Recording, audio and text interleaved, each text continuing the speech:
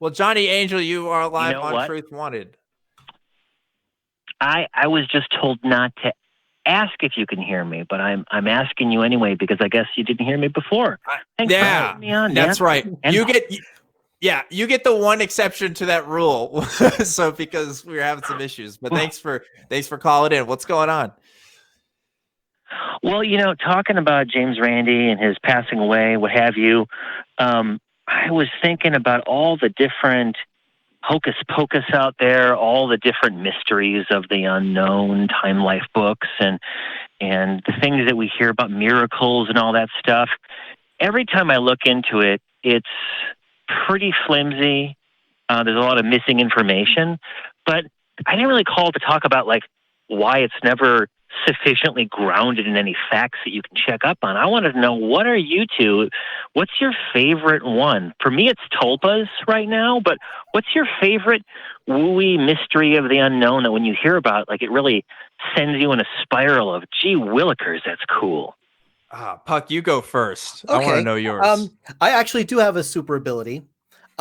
It's not really a super ability because it's pretty well documented that people have it and it's a real thing. I actually have perfect pitch, where if I hear a note, I can tell you what note in that scale it is. If you that song from Frozen, Into the Unknown, that high note that they reach, that's a D, that's an E flat. But this is a honed skill and something that I had to learn how to do. So extrasensory perception is very interesting to me because I'm not beyond thinking that some people have honed their listening and their visual perception to the point where they can probably see things and perceive things faster than they're conscious of and faster than most other people would. That's interesting. Okay. I there's so many things out there. It's hard to pick one, but if we're talking about powers, the supernatural abilities beyond the regular human experience, I guess channeling is really funny to me because you have to know that every single person that's ever channeled wasn't actually channeling, right? If you're approaching it from our point of view, it's not real. So either they are deluding themselves into thinking it's real or they're putting on an act. And if you've ever looked up channeling videos on YouTube, some of it's pretty funny. Not the demon stuff that's out there, but there's people who believe they can channel aliens and stuff. And that they can hear their voices or no, not just hear their voices, that the aliens are talking through them. Right. So they'll talk in some other kind of voice and they'll pretend an alien's telepathically communicating with them and using, your meat body as sort of a speaker for them.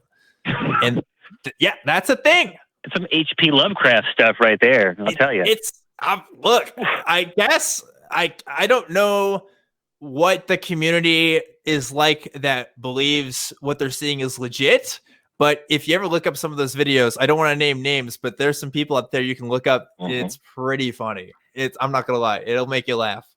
I don't even know where I would start with that. It's if you heard something and you thought it was from, how would you determine the source of? I'm really interested. I have homework to do. The aliens will just tell you. The aliens will tell you that they're aliens. Trust the aliens, bro.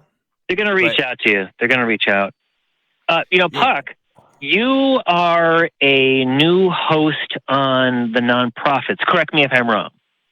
Ooh, I guess we're going to talk about that. Oh, no. We're getting a plug in here. Are you kidding me? Okay. Are we approved for this? There's a reason for this. Okay. There's a reason for this. I will admit that I have been asked to work with nonprofits, yes. Because you have, if you are in fact, if this is a true statement, then you know Phoenix. And Phoenix is a kind of archivist of strange claims, and maybe he knows more about where and how the aliens can communicate with these ugly bags of mostly water that we call our bodies. Nice Star Trek reference. It might be something to look into. It is, and Phoenix, right? Yeah, okay. I have homework to do. This is good. But then my other question, if you'll allow me, and say no if you won't allow me, but I heard nothing, is if maybe not the funniest ones, but what about what's the mystery of the unknown that you find most compelling? not just funny, but like, gee, I have no idea how that happens. Like, I know we can say it's okay to say we don't know, but then I have no idea. Is there something like that for either of you that really, it gets under your craw?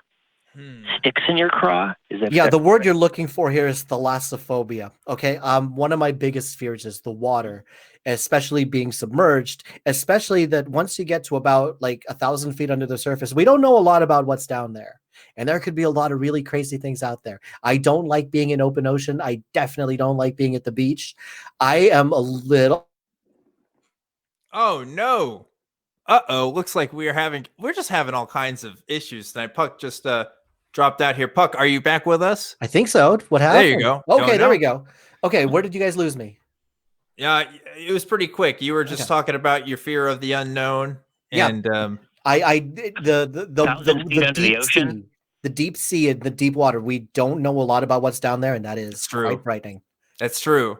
Like, there's a lot of, you can look up like deep sea ocean videos and stuff, and you can freak yourself out with some of the monsters we got down under the sea. I think for me, the alien stuff is interesting because I think if you talk to most atheists, they'll tell you like, yeah, there could, like, that's the one thing that like could be real. Now that's with the caveat that like they probably haven't come to Earth, like because of the problems that we have with the distances between our nearest habitable planets and stuff like that. If they did, it would have to be some crazy secret whatever. But just because we, evolved here as life on Earth, it would just make sense that it could happen somewhere else. It would be strange if we were the only instance in the entire universe where that happened. Now, again, that's with the caveat of I don't know if anybody's ever actually come here, but it is fun to think about looking out in the galaxy and seeing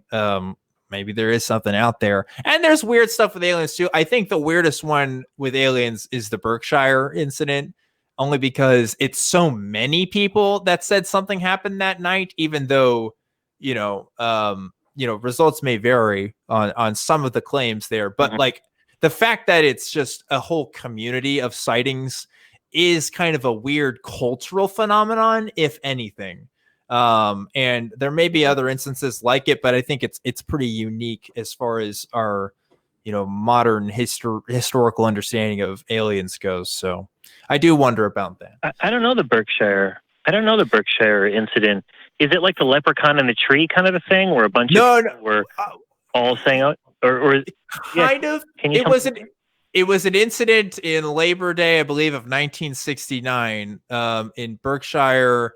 It's in the Northeast area. I can't remember which state, but it's basically in one night, a bunch of people in various locations across the city claimed that they were either abducted by aliens or they saw flashing lights in the sky. And there was, the weird thing is, it's all these people saying that it all happened in one night. And it was like a community thing that happened that people talked about like the next day. It didn't know what was going on. And people have different stories. There's one guy that was a kid that said he was up in the UFO and saw his other classmates. And supposedly like other people have corroborated that. There was one story of a man that was in a car with his family when it happened. And then the aliens tried to put them back, but the grandmother was in the driver's seat, and the grandmother never drives, and all the family members confirmed that something weird was happening. It's very, very, very strange. Netflix has a new series on their weird. They're bringing back. What is it? It's not X-Files. X-Files is the fictional show, but they have one of their weird stories things, and they did Untold an episode Mysteries? about it. Untold Mysteries. Thank you. Then they just did one on that, and that one's just really strange. Obviously, eyewitness testimony is, not the best when it comes to confirming stuff, but it's just so many people, and it's all in one night. I don't know what the best explanation is for everybody's individual experiences. Maybe it's a mass collaboration of people telling lies.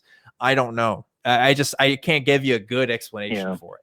So And these people, I'm going to look into it, but I'm wondering, are these people pranksters or are they pillars of the community? No, because it's some of them were kids at the time, some of them were adults. Yeah. Like it's people of different generational groups and different locations that a lot of them supposedly didn't know each other. And so it's strange. It's really strange. And maybe there's more to that story that we don't know. I don't know, but they say it was aliens. Thanks for sharing. Yeah, that's it. Yeah. And I hope they're. Oh, go on. Oh, I'm just saying, I don't think it was aliens. I'll be clear about that. I think it's something else. I just don't know what it would be. But I am reminded just really quickly. Balloon? Sorry, go ahead. Johnny, what were you saying? I was asking, it's not aliens. Was it a weather balloon? I want there to be aliens. Yeah. That's the thing. I want there to be aliens. I want them to be wildly different from human beings.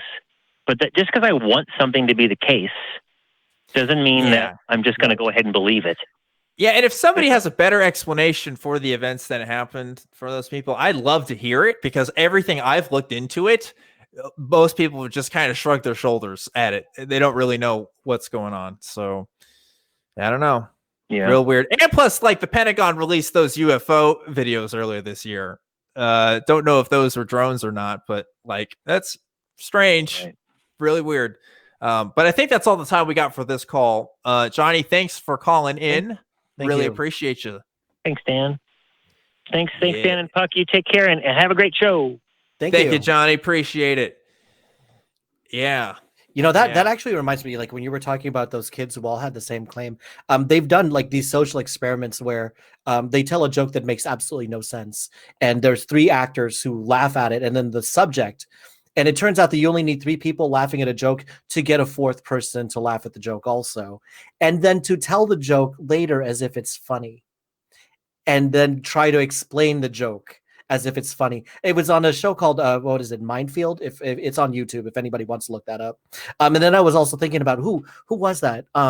There was that one claim of a near-death experience. And then years later, he said he was just making it all up. Yeah, there's a couple of those like that.